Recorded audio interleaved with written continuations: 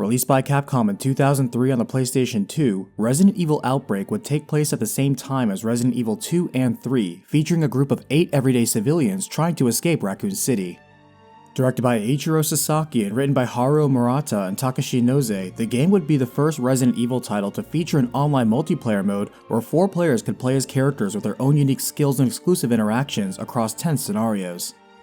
The story only gets larger from here, so let's cut it down to size with a recapitation.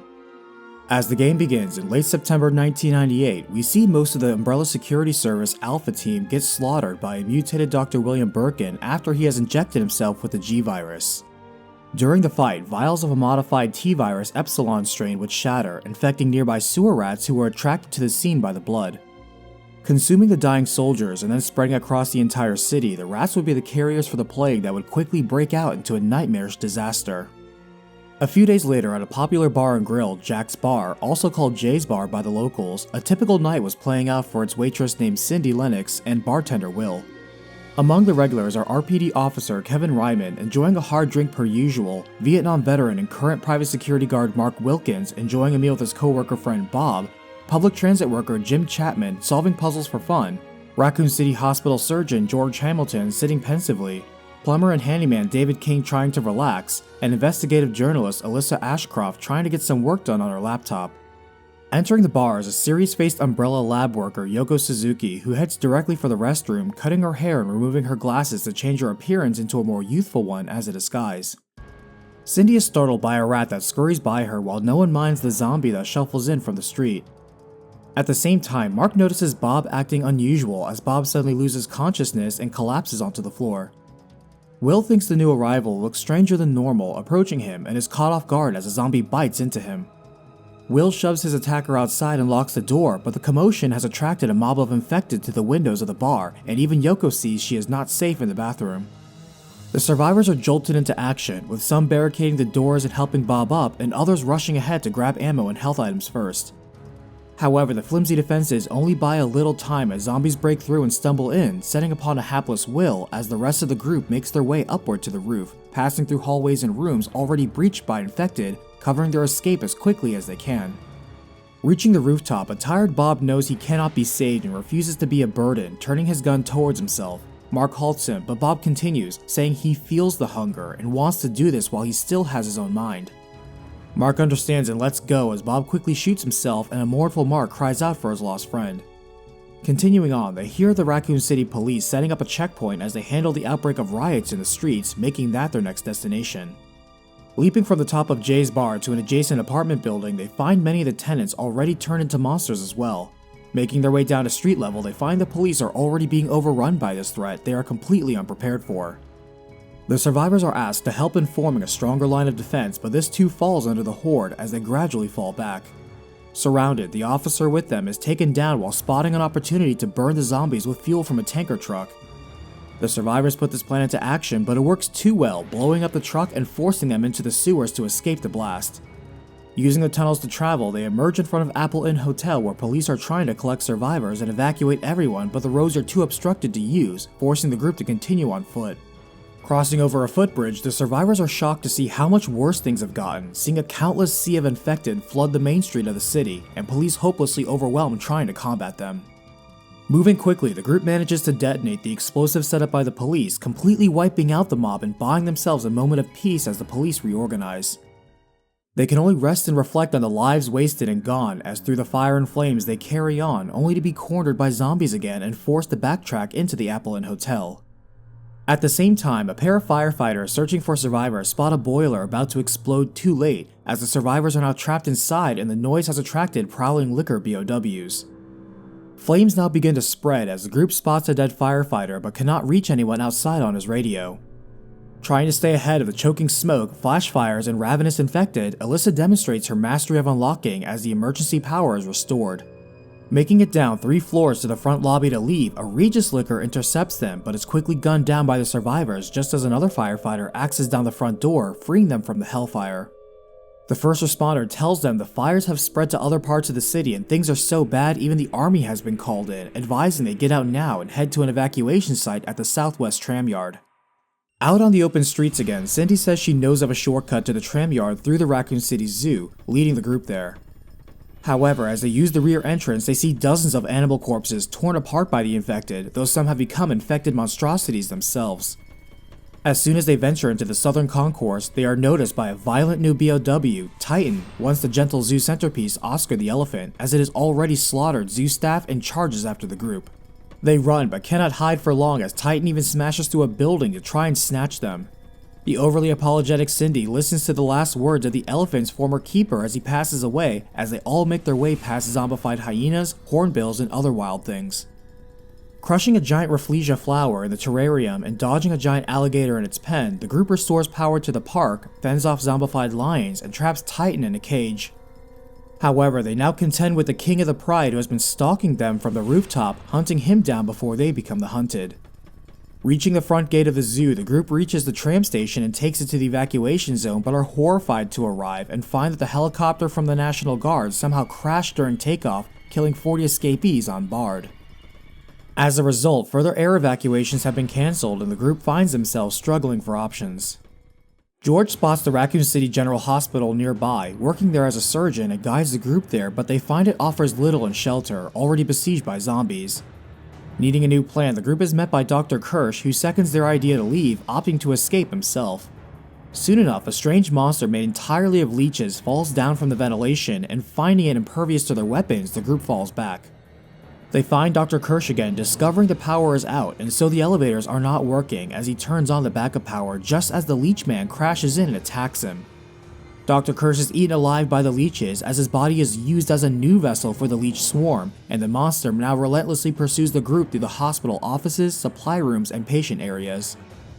George remarks how they're not stopping, but just had a thought as they lure the leech man into a temperature-controlled lab and turn up the heat to such a degree that the leeches immediately dry up and drop off dead, leaving Dr. Kirsch's corpse behind. Finding the basement of the hospital leads to an underpass, they find a working motorboat and take it out, only to have their escape cut short by a massive colony of leeches blocking the passage. They bail out in time as their boat crashes and explodes against the horde, stirring a giant leech to thrash after them. Staying ahead of it, the group wades through the area while gutting the hive and queen leech down, coming across an unfamiliar section underneath the city. Yoko recognizes the area they are in, leading them down a tunnel that ends before a gate to a secure facility that is actually the lab of William Birkin. At the same time, deeper in the facility, an Umbrella researcher named Monica shoots her colleague, commenting there's no turning back now, but it will all be worth it for her. However, there are numerous technical failures raising alarms, including a drop in electric pressure as she decides to just leave herself, opening the gate the survivors happen to be standing in front of. Taking a secure capsule case, Monica spots Yoko and fires a warning shot at her, jeering at Yoko for returning after the last incident she caused, and steals her Umbrella employee ID card before laughing and leaving. With no way to go but forward, the group enters deeper, seeing several workers already turned and experimental monsters, including a giant plant they are forced to kill with a toxin. Meanwhile, Monica uses Yoko's ID to gain access to a train elevator, but sees the shaft is frozen over just before something ambushes her. In fact, the temperature is so low, the group finds it is below the freezing point for certain monsters, fighting past giant moths and catching up to where Monica was, only to find Yoko's ID card left. Using it to thaw the low-temperature labs, experimental new Hunter BOWs, the MA-125R, defrost and lash out at the survivors as a fatally wounded Monica stumbles in and drops over dead. The lift begins to rise with the survivors on board, but for Monica's body, a G larva bursts out of her chest and quickly scuttles up after the lift. Rapidly, it breaks through the lift floor and grows into a complete GBOW, immediately bearing down on the group as they defeat it with their combined firepower. The group takes the train out, but can only wonder if they actually killed the monster or just unleashed something terrible in the city. Jim repeatedly screams out for everyone to listen to him while trying to stay calm, fleeing past zombies on the street as he leads them to a nearby subway entrance. As a railway employee, he figures he can find and operate a train for them to ride out of the city, but find the train is lacking power and the power room is flooded. Fixing the flood, turning on the power, and redistributing the electricity, Jim displays his gift for puzzle solving while taking them to where he works at the South Raccoon Street station.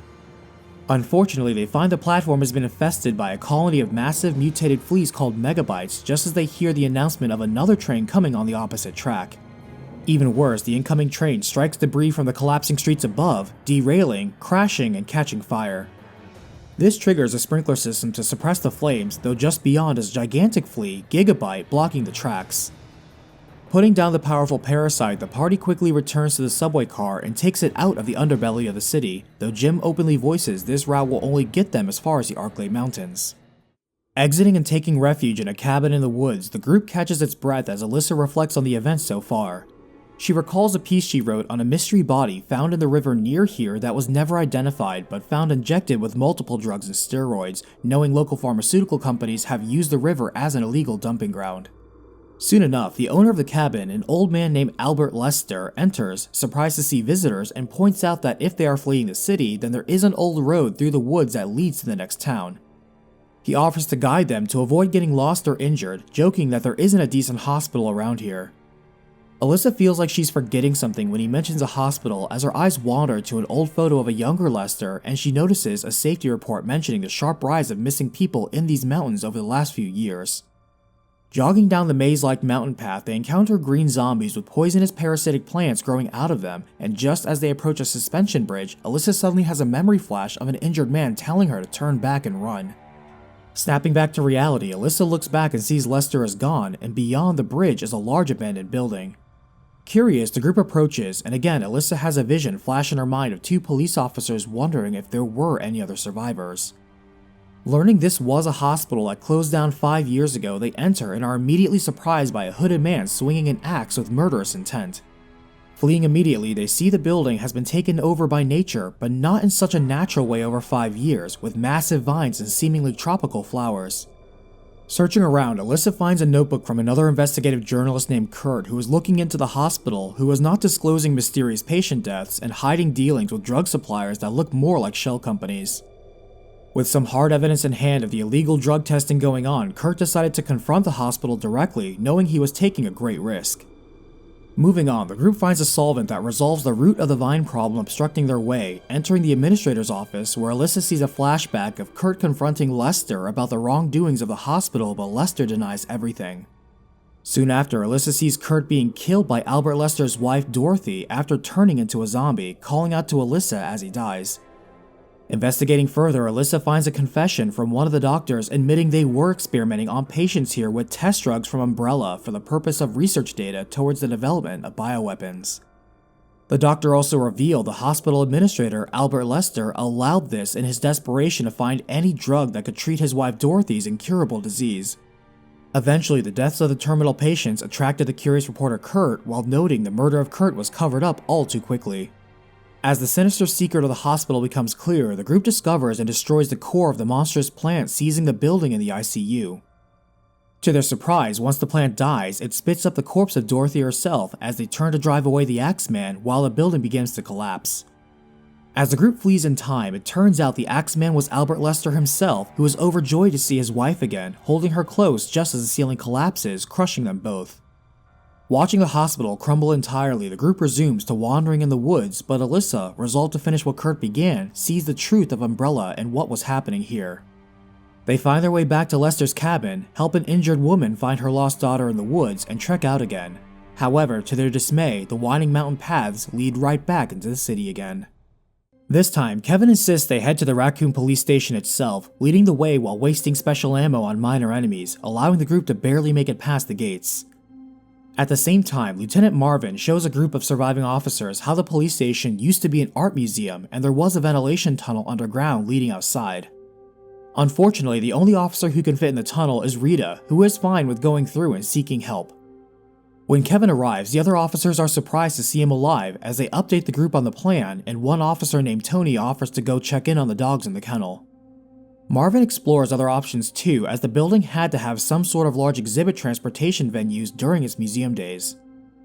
Down in the holding cells, they meet a reporter named Ben who has been chasing leads on what's been happening in Raccoon City, even now, and helps the party with puzzles around the station in exchange for secret files the cops confiscated. They discover a small secret door through the large statue in the lobby as Rita goes on ahead to retrieve help. A few hours pass as Rita calls in that she's found another officer named Harry driving a tactical van that can get everyone out and is on her way back. Unfortunately, the situation gets more dire as they wait for her return, as Officer Aaron falls to zombies overrunning the stairway, Officer Fred falls to crows on the rooftop helipad, and Officer Tony is killed by the very dogs he tried to save. Even Marvin is injured as he calls everyone to the lobby, rallying them all to hold the line against a sudden mob of zombies assaulting the station. Rita arrives with Harry and urges everyone in as Marvin tells them all to go on ahead and leave him behind. Ensuring the safety of what few survivors remain, the group makes the tough choice to stay behind with Marvin and resecure the police station for any incoming survivors in these desperate times. Elsewhere, within Raccoon University, we see Umbrella researcher Greg Mueller voicing his objection to scale up output for his Thanatos Tyrant project, saying the mass production of his masterpiece is a greedy move that will weaken the organization. Meanwhile, the group rests in a temporary shelter made in the RPD underground garage as George is surprised to find a letter left for him by colleague Peter Jenkins saying he has vital information about the crisis only George would understand and is waiting at the university. Persuading the group to follow him there, they find zombified faculty among the eccentric puzzles embedded in the mansion-like halls. They learn that Peter has completed the final development of a reagent called Daylight that works as an antivirus to Umbrella's T-virus infection. However, he has been assisted by Greg and found his co-workers' motives, actions, and ties to Umbrella awfully suspicious. The group is shocked to find Peter dead with his final message telling George to go ahead and create Daylight along with the formula. Hurrying to gather the main ingredients, they find underneath the university is a working rail system with trolleys that connects to old abandoned subway tunnels throughout the city. Fighting past doomed victims who tried to escape in the tunnels, they find massive wasps are the source of the V-poison component, while at the same time outside, Umbrella's hired mercenaries UBCS is dealing with the Thanatos Tyrant Greg released. An operative named Nikolai, aka the Silver Wolf, seizes the opportunity to hit the monster with a device able to extract a blood sample for future cloning by Umbrella. Thanatos continues to slaughter the rest of the UBCS team as Nikolai observes and follows it as it dashes back inside the university. Back with the group, they find the final component, a base unaltered sample of the progenitor virus, down in a water processing facility where experiments were being done on a failed Hunter variant, the more frog-like Hunter Gamma. Quickly crossing over mutated shark-infested water, they emerge to find the dead UBCS soldiers, learning of their orders to obtain a Tyrant blood sample and destroy all other evidence. Unfortunately, Thanatos comes crashing back in and chases the group immediately, right into an electrical trap that stuns the monster long enough for the group to take the T-blood sample capsule for themselves. All ingredients in hand, the group uses a reagent incubator, but the power is cut mid-synthesis. Investigating the machine's storage room, they find human as well as Hunter BOW experimentation being conducted here and are met by Greg, who says he has been monitoring them since they entered the university. He thanks them for assembling Daylight and confirms it is the only counter to the T-virus, adding Umbrella is responsible for this catastrophe and cannot get their hands on Daylight. Greg openly criticizes Umbrella for focusing on the business side of science and ignoring the art, and announces they will provide him with combat data against his creation Thanatos. He then recognizes Yoko, saying it's been 2 years since he last saw her, but adds she may not remember that since her memory was likely erased of a terrible incident involving her. He is about to continue but is assassinated by Nikolai, who leaves after setting up an explosive. The group quickly hurries to Greg's terminal to restart the incubator and release all the locks on the university. Grabbing the complete Daylight antivirus, the group escapes the building in time for Nikolai's explosives to demolish the lab, burying Thanatos but also attracting the attention of a rescue chopper. The group is directed to a safer landing zone as freed experiments begin to leave the burning university too, including Thanatos, who has survived the explosion but is heavily damaged.